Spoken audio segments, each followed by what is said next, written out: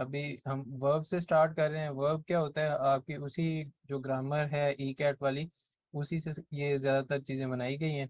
तो आप नोट करेंगे कि मैंने किसी वजह से उसको सिलेक्ट किया था, क्योंकि वो कंसाइज भी है, क्लियर भी है और आसान भी है।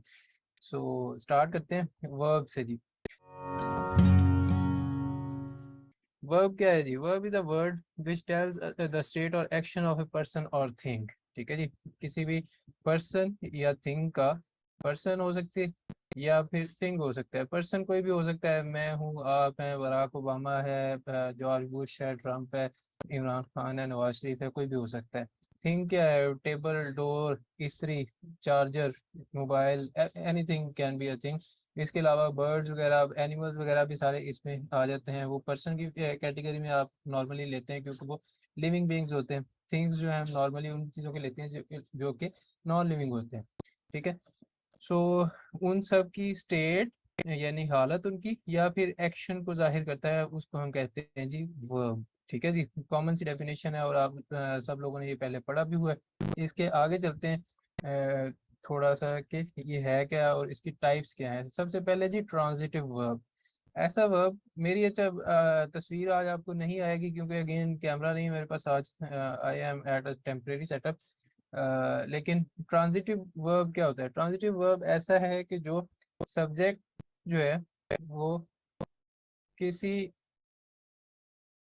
दूसरे एजेंट, अब ये एजेंट एजेंसी वाला नहीं है, स्पाई एजेंसी, ये वो वाला नहीं है। किसी दूसरे एजेंट पे कोई काम करता है या उसकी तरफ कोई एक्शन है उसका, तो उसको हम कहते हैं जी ये ट्रांजिटिव वर्ब है। ठीक है। For example, he he hit Umar's car with a bat. ठीक है, उसने उमर की कार को एक बल्ले से मारा। तो इसमें उसका जो एक्शन है वो क्या है कि उसने बल्ले से मारा किसकी कार को? उमर की। ठीक है। तो हमारे पास एक ऑब्जेक्ट भी है या फिर दूसरा एजेंट भी है। ये जो पूरा का पूरा वर्ब है ये कंप्लीट तभी होगा जब ये सब्जेक्ट जो है ये दूसरे बंदे को या फिर दूसरे बंदे की गाड़ी को मारता है, उधर जाके स्ट्राइक करता है। तो एक एजेंट से दूसरे की तरफ जब जाएगा या सब्जेक्ट से दूसरे एजेंट की तरफ जो वर्ब होता है उसको हम कहते हैं जी ट्रांजिटिव। ठीक है। किसी एक जगह पे नहीं बल्कि ये इसमें दो एटलीस्ट लोग शामिल होंगे। कुछ होते हैं इनट्रांजिटिव वर्ब्स जी। इनट्रांजिटिव वो क्या है? वो सब्जेक्ट के अपने अंदर ही जो दुनिया है ना उसको बताते हैं। ठीक है। For example, Aslam was feeling gloomy at in the evening. ठीक है। असलम जो है वो शाम के वक्त बड़ा उदास फील कर रहा था। तो इसमें उसका एक्शन क्या है या वर्ब क्या है कि जी वो उदास फील कर रहा था, वो सैड था। तो इसमें आप नोट करेंगे कोई दूसरा एजेंट नहीं है आपके पास। इसमें कोई हमने ये नहीं बताया कि वो कुर्सी को टांग मार के चला गया या फिर उसने उदासी में अपना मोबाइल तोड़ दिया वगैरह वगैरह, कुछ भी नहीं है। वो सिर्फ उदास फील कर रहा था। तो वो उसके अंदर की दुनिया है, अपने अंदर ही जो है ना वो बातें कर रहा है या उसके अंदर की हम बात बता रहे हैं। सब्जेक्ट के अराउंड जो बात रिवॉल्व करती है और उसमें कोई दूसरा एजेंट शामिल नहीं है, उसको हम कहते हैं जी इंट्रांजिटिव वर्ब। ठीक है जी। और बाकी इसमें चीज़ें एक्स्ट्रा भी लिखी हुई हैं, लाइक ऑब्जेक्ट है, फाउंड ऑफ द ऑब्जेक्ट वगैरह है। लेकिन ये आप ना करें क्योंकि अगेन सिंपल ऑब्जेक्ट का आपको पता है ऐसा एजेंट जिसके ऊपर एक्शन होता है। लेकिन अगर आप उसकी फॉर्म्स को, उसके यूजेजेस वगैरह पढ़ना शुरू कर देंगे तो वही प्रोनाउंस वाला मसला आना शुरू हो जाएगा, जिसमें 7-8 टाइप्स होती हैं, हर एक में अलग-अलग यूजेज है। तो ना तो वो हमें याद हो सकते हैं और ना हम करेंगे। हम यहाँ पीएचडी इंग्लिश करने नहीं आए, हमने एफपीएससी का पेपर पास करना है। इंट्रांजिटिव जो है मैंने आपको बता दिया, when the action stops with the agent and does not pass from the agent to anything else. ठीक हो गया जी। For example the girl weeps bitterly, ये आपकी बुक के अंदर एग्जांपल लिखी हुई है। Last we have auxiliaries. Auxiliary verbs या फिर जिनको हम कहते हैं जी ये हेल्पिंग वर्ब हैं। हेल्पिंग वर्ब, हेल्पिंग वर्ब और ऑक्सिलरी वर्ब सेम चीज है जी। ये क्या होते हैं? These are help form the tense और mood of the principal verb या फिर मेन वर्ब। यानी कि मेन वर्ब, प्रिंसिपल वर्ब जो है वो आपका कुछ और होगा। फॉर इधर एग्जांपल ले लेते हैं। चलें इसी पेन से सही। He was driving car. ठीक है जी। यहाँ पे अब हमारा जो मेन वर्ब है जो असल काम को जाहिर कर रहा है वो क्या है, वो है जी ड्राइव। ड्राइव से ड्राइविंग, तो क्या है जी कि वो चला रहा है गाड़ी। अब उसका पूरा मूड, उसका पूरा टेंस बनाने के लिए हमें क्या चाहिए, एक हेल्पिंग वर्ब चाहिए, एक ऑक्सिलरी चाहिए या हेल्पिंग वर्ब चाहिए जिसको आप कहते हैं, और ये मेन वर्ब के साथ लगा होता है। ठीक है, ये ऑक्सिलरी वर्ब जो है ये मेन वर्ब के साथ होता है। अब ये दो तरह के हो सकते हैं, लाइक बी की मॉडिफिकेशंस या फिर बी की जो काइंड्स हैं वो हैं is, am, are, was, were, been. ये सारी जो हैं ये बी की फॉर्म्स हैं। ठीक है, और इसके अलावा भी ऑक्सिलरी वर्ब्स होते हैं has, have, do, does, did. ठीक है जी, तो ये हमारे पास ऑक्सिलरी वर्ब्स दिए गए हैं। ठीक है, इन दो लाइनों में ये हमारे पास ऑक्सिलरी वर्ब्स हैं, और ये इसकी मैंने एक्सप्लेनेशन आपको बता दी कि मेन वर्ब जो है ये हमारा मेन वर्ब है, ये हमारे पास ऑक्सिलरी वर्ब है या फिर हेल्पिंग वर्ब है। ये इसको कंप्लीट करेगा, ऑक्सिलरी जो है वो सॉरी ऑक्सिलरी जो है ये मेन वर्ब को कंप्लीट करेगा, उसका टेंस, उसकी बात, उसका मूड जो है वो उसको कंप्लीट करने में हमारी हेल्प करता है। क्लियर है जी? आगे चलते हैं। पॉजिटिव वर्ब क्या होता है? पॉजिटिव वर्ब जनाब वो हमें कहता है कि कुछ ऐसे वर्ब्स हैं जो कि एक्शन को बयान करते हैं कि जी मैंने फॉर एग्जांपल कोई बंदा किसी दूसरे बंदे को मजबूर करे या कहे या कंपल्सिवली उसके ऊपर इम्पोज करे, कंपल्शन का एलिमेंट आ जाता है, या फिर डेलीगेशन का आप कह सकते हैं कि काम डेलीगेट कर दिया। ठीक है, I made him type a letter in front of me, तो मैंने उसको कंपल्सिवली कह दिया कि भाई मेरे सामने बैठ के लेटर टाइप करो। ठीक हो गया, तो ये भी एक अलहदा से काइंड है। इसको आई थिंक ऑक्सिलरी वर्ब में या फिर कॉजेटिव के अंदर उन्होंने, कॉजेटिव तो एक्चुअली इंट्रांजिटिव के अंदर ही बयान किया हुआ है। ठीक हो गया, तो एक तो ये चीज़ होगी कि पॉजिटिव वर्ब एक अलहदा से काइंड है, या यूँ कह लें कि ये टाइप है वर्ब की।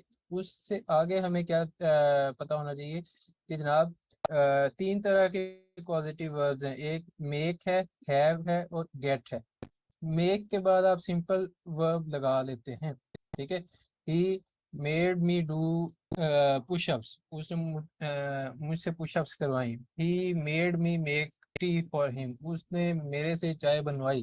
ठीक है, इसी तरह आई हैड हिम या I have a man working on this project, I have a person working on my project, तो मेरे पास एक बंदा है जो इस काम प्रोजेक्ट के ऊपर काम कर रहा है। सो पॉइंट इज के उसके साथ सिंपल वर्ब आ रहा है, लेकिन गेट जो है ये एक ऐसा पॉजिटिव वर्ब है कि जिसके बाद आपको इन्फिनेटिव लगाना पड़ेगा।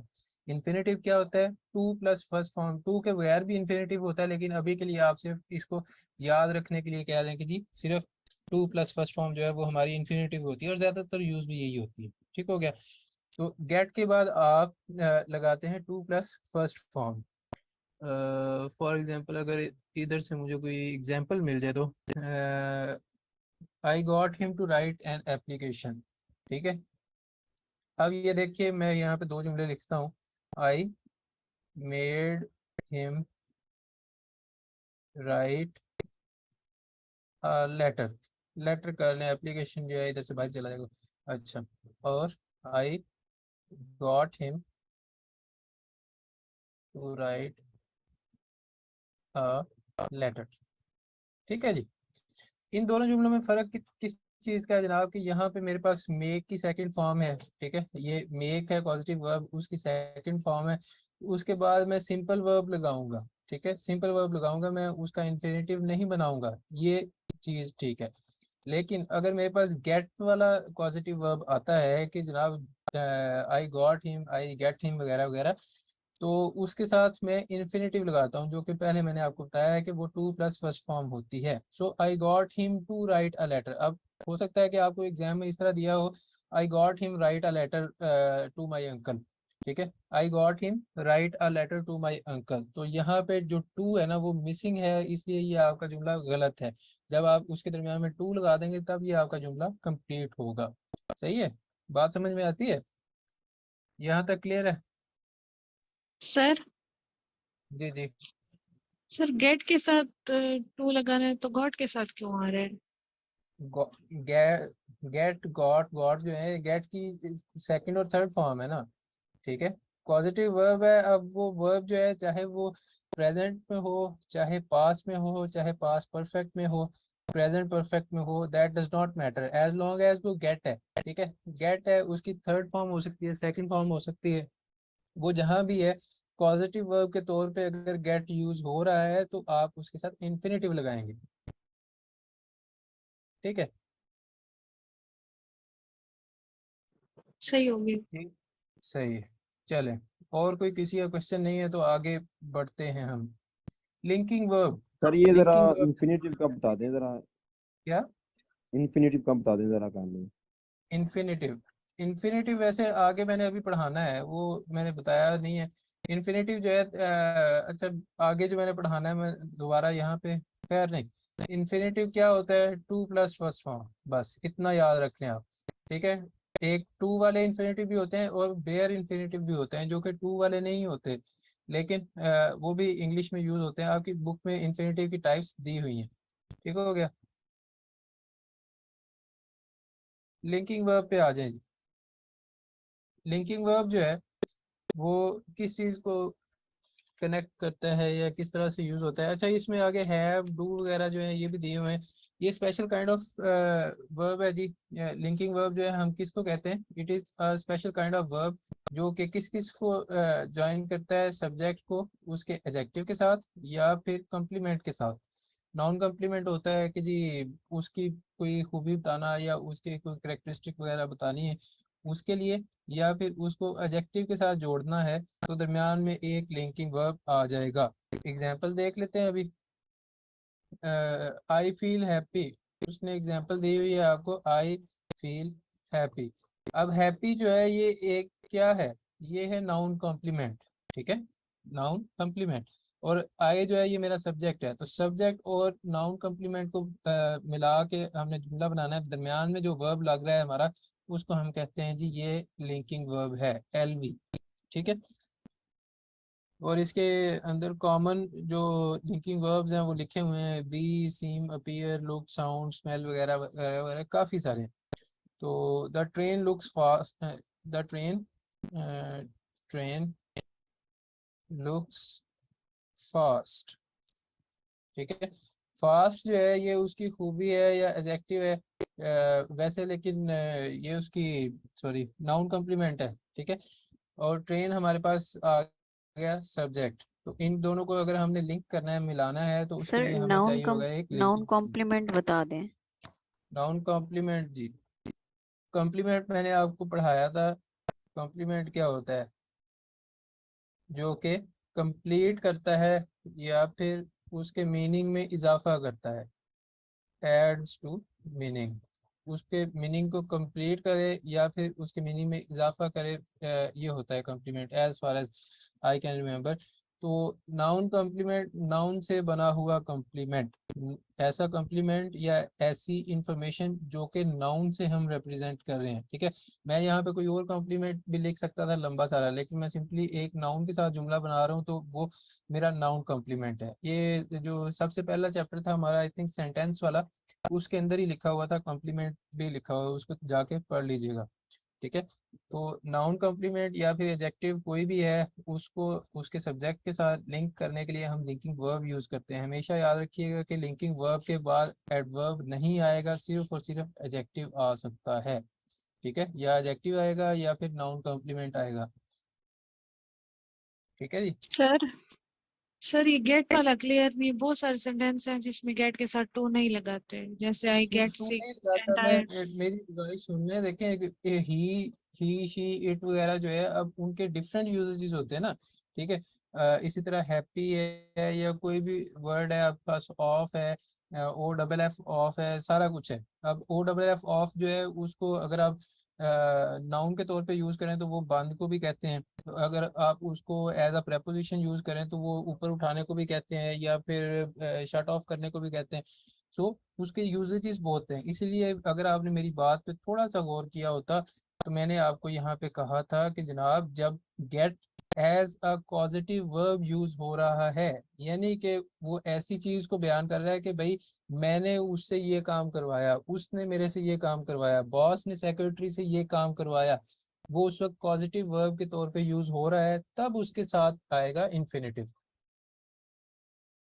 ठीक है सही। जी।